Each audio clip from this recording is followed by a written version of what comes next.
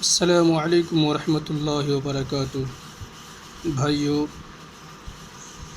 آج میں آپ حضرات کے سامنے غیبت، سود اور زنا سے بھی زیادہ سنگین ہے، اس کے تعلق سے کچھ باتیں کروں گا۔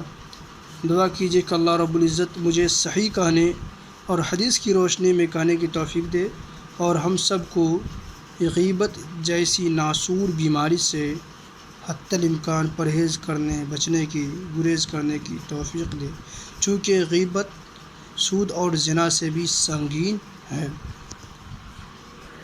پیارے دوستو، میں بتا رہا تھا کہ غیبت جو ہے سود اور زنا سے بھی سنگین ہے۔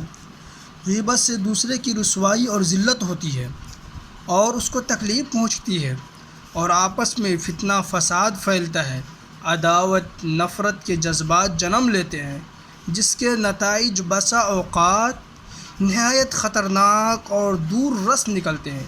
اس لیے رسول کرم صلی اللہ علیہ وسلم نے غیبت کو زنا اور سود سے بھی زیادہ سنگین جرم قرار دیا ہے۔ چنانچہ ایک حدیث پاک ہے، حضرت ابو سعید خدری اور اسی طرح حضرت جابر رضی اللہ عنہما بیان کرتے ہیں کہ رسول اللہ صلی اللہ علیہ وسلم نے ارشاد فرمایا، غیبت زنا سے زیادہ سنگین ہے۔ کسی صحابی نے پوچھا، حضور، غیبت زنا سے زیادہ سنگین کیوں کر ہے؟ آپ صلی اللہ علیہ وسلم نے جواب دیا کہ آدمی بدبختی سے زنا کر لیتا ہے، پھر توبہ کرتا ہے تو اللہ تبارک و تعالی اس کی توبہ کو قبول فرما لیتے ہیں اور اس کی مغفرت فرما دیتے ہیں، مگر غیبت کرنے والے کی معافی اور بخشش اس وقت تک نہیں ہو سکتی ہے جب تک کہ وہ شخص معاف نہ کرے جس کی اس نے غیبت کی ہے۔ یعنی جس انسان کی غیبت کی ہے، اپنے بھائی کی، مسلمان بھائی کی غیبت کی ہے، اس کی برائی بیان کی ہے، اگرچہ وہ چیز اس کے اندر پائی جاتی ہے، لیکن اس غیبت کرنے کی وجہ سے، اس کی برائی کرنے کی وجہ سے اس بھائی کو تکلیف پہنچ رہی ہے، تو ایسی صورت میں غیبت کرنے والا جب تک اپنے بھائی سے، یعنی جس کی غیبت کی ہے، اس سے معافی تلافی نہ کر لے اور وہ بھائی معاف نہ کر دے، اس وقت تک اس کی مغفرت نہیں ہو سکتی ہے۔ یہ غیبت کا انجام پتہ چلا کہ غیبت زنا سے بھی سنگین جرم ہے، زنا سے بھی بدتر گناہ ہے۔ غیبت کہتے کس کو ہیں؟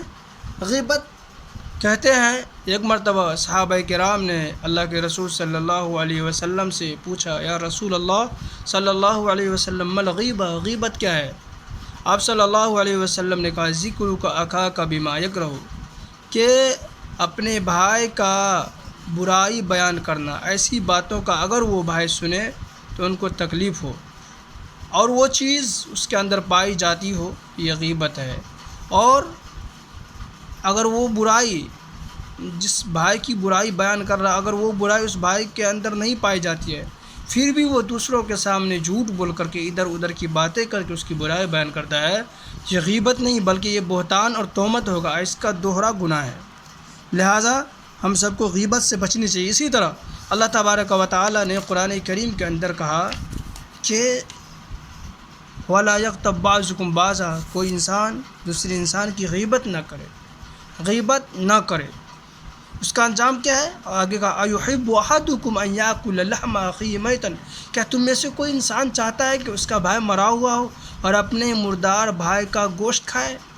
لہٰذا کوئی بھی انسان اس بات کو پسند نہیں کرے گا۔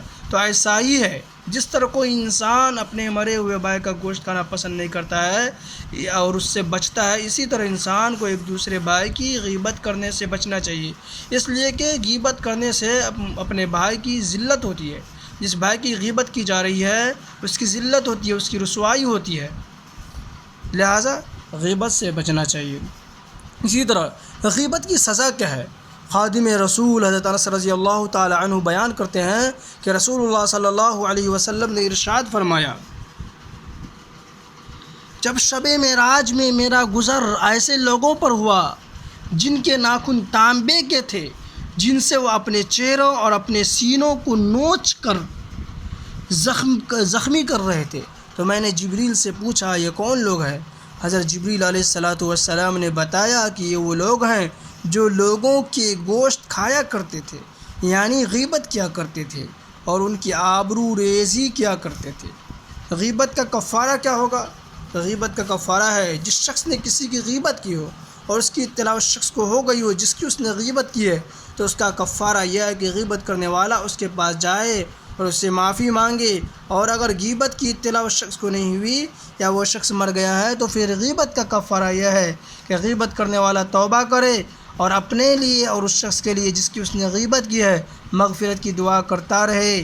امید ہے کہ اللہ تبارک و تعالی غیبت کرنے والے کی طرف سے اس کے مدعی کو خوش کر دیں گے اور اس کی مغفرت فرما دیں گے۔ اللہ رب العزت سے دعا کرے کہ اللہ رب العزت ہم سب کو اس پر عمل کرنے کی توفیق دے اور غیبت کرنے سے ہم سب کو بچائے رکھے، آمین ثم آمین۔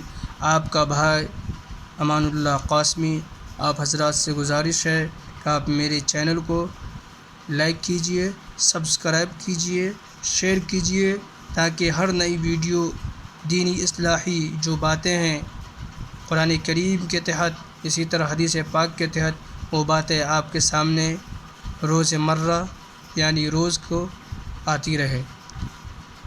السلام علیکم۔